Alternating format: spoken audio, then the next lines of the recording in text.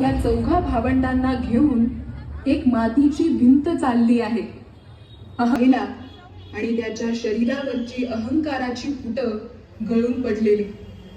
त्याने हातातला सर्प फेकून दिला, वाघावरून खाली उतरला आणि धावत धावत त्याने या चारही भावंडांना साष्टांग नमस्कार घातला. मला क्षमा करा.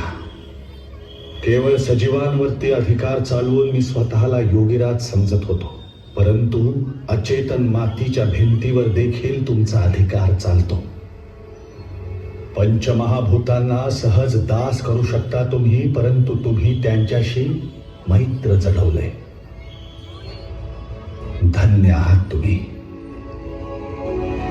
व्यर्थ आहे माझं 1400 वर्षांचं आयुष्य, व्यर्थ माझी योग साधना, व्यर्थ माझा अहंकार. मला तुमचा शिष्य करून घ्या, योग्य मार्ग दाखवा. चांगदेव महाराज, तुम्ही व्यर्थ म्हणत आहात, परंतु साधना तपस्या कधीही व्यर्थ नसतात. त्या तुम्हाला इथवर घेऊन आल्या आहेत. आम्ही कोणाचे गुरु नाही, आम्ही केवळ संत निवृत्तीनाथांचे शिष्य आहोत. पंचमहाभूतांवर प्रभुत्व मिळवणे हे अंतिम ध्येय नाही, तर आत्म्याशी एकरूप होणे, सर्वांमध्ये ईश्वर आहे हे जाणणे, हेच अंतिम साध्य आहे.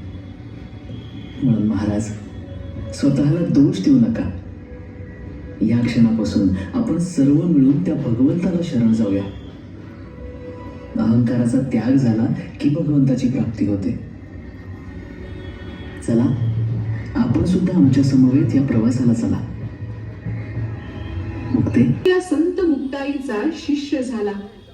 वरवर सगळं छान चाललं असलं तरी मुक्ता ज्ञानदेवावर लक्ष ठेवून होती.